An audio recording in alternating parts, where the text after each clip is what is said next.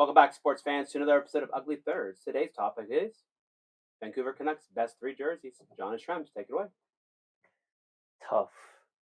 There's actually there's so many different looks. I think is part of it. Yeah. There's so many different looks and different versions and different things and slight tweaks that it is hard to pick. And the looks that they've had haven't been terribly dynamic. I was within each era. I'll agree with you. Yeah, that's a good way to break it gold, down. black, and red is very different. Orange, red, I don't even know. Orange. Like It took a bit of convincing to get this top three, because you could swap some things out that weren't great, but they weren't terrible. They're just kind of like meh. But I think it's a good list, and with as many different variations as they've had, you could this one's going to be a dumpster fire in the comments. Yeah, and correct us. Let us know. Yeah. So I guess let's start with number 3. Yeah. Look, I love this look. I really did. When you think the Pacific Northwest, this is their best look. You hear Life in a Northern Town blasting in your ear, and you have this. I think the colors go so well. Yeah. You look at this and you just think Pacific Northwest. Yep. I just think that like everything about it just screams the region to someone who is not in or has ever been to that region. And I think when you do that well in a look, you have succeeded. The indigenous inspired logo, I think, is most important, and they've always embraced that. That has been something that has been very important to First Nations, as we'll see here in just a moment with the little vignette that we'll do about their warm-ups. But I agree. Like I cannot argue that. That is especially when you start. So they didn't. So when did they wear these? 1997 to this 2007, but really just starting in 2003. So the difference is they added this shoulder patch in 2003. Okay. So before that, the shoulders were simply blank. I think once you hit this, and it's an homage to their past. And I don't like the stick and rink logo, but you might. I'd rather have a plate of spaghetti in there. But what are you gonna do? Like it's an homage. Everyone wants it. I think once you hit that level, it is superb. It's simple. But I know it's not people's favorite. Nostalgia, I know, plays a big part of that, and I'm not going to fight the entire province.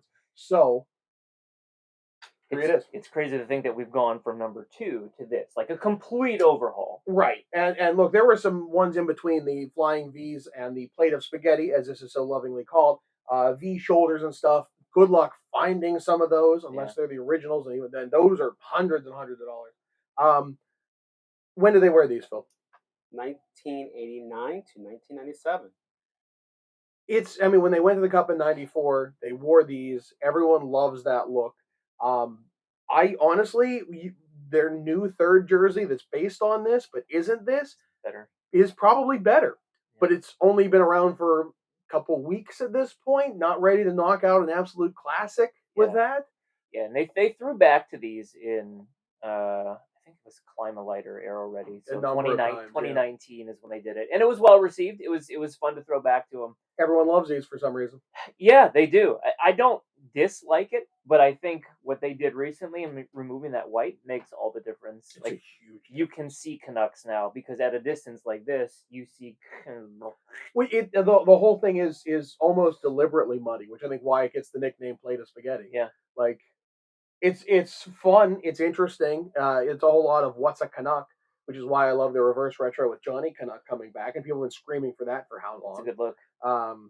But it's not number 1. But before we get to number 1, yeah, I think it's worth mentioning that we've had a difficult time with this grouping, but the one thing the Canucks do better than any other team in the league is warm-ups, and specifically relating to, since we've been doing Chinese New Year and Black History Month, it has just been like, these are just so well done. So go ahead and let's scroll through, and Trems, you give your commentary as it goes, I guess. Yeah, you take stick and rink. Diwali? Yeah, this is Diwali. You take stick and rink and you doll it up like that. I mean, it looks, and the V patch on the shoulders, Chinese New Year, I think from a couple years ago, this one was, but what they did with that logo, this might be their pride jersey, I believe.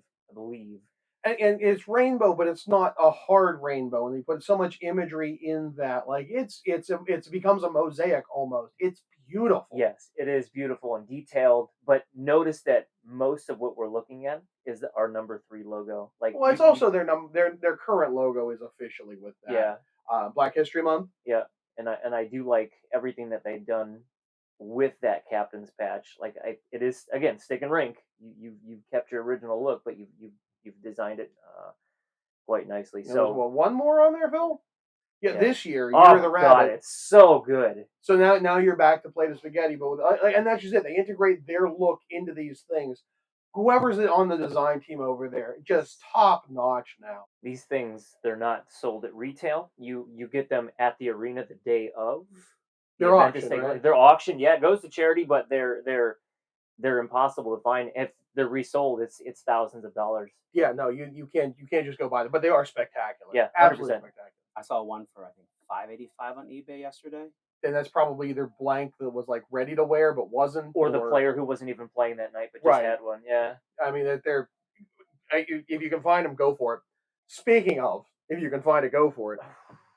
Look, we had to pick a stick and rink for number one. Everyone wants a stick and rink, even though we disagree. We're not going to fight all of British Columbia. No. So, which one though to pick? Because there are many different versions. The one Phil's wearing is different from this, which I can show you. I don't have that one in per se, but when they went back to blue and green, hold up that stripe versus this stripe. Yep.